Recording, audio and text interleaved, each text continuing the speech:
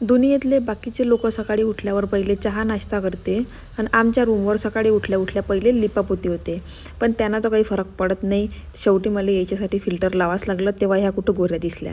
मग आता यायचे तर कामं चालू होते, मी रिकामी होती, म्हटलं चला पोटपूजाच करू. त्याच्यासाठी पहिले मी सगळे हे इन्ग्रेडियंट काढून घेतले. रिकामा मसाल्याचा डब्बा, मग कांदा टमाटर, आणि हे जी चाकू आणि प्लेट होती ती होती कांदा टमाटर कापायसाठी. तर मग नंतर आपला जो नॉर्मल तडका असते तो सगळा करायचा, जे कांदा टमाटर लसण जिरेची पेस्ट वगैरे जे जे जे जे असं तुमच्याजवळ जेवढ्या गोष्टी तुम्ही मॅक्सिमम टाकू शकता तेवढ्या मॅक्सिमम गोष्टी याच्यात टाकायच्या. आणि मग मस्त एक चांगला काचाचा कप जो नवीन घेतलेला असं त्याच्यात पाणी भरून घ्यायचं आणि थोडंसं शो ऑफ करत करत पाणी टाकायचं आणि वरतून टाकून द्यायची मॅगी.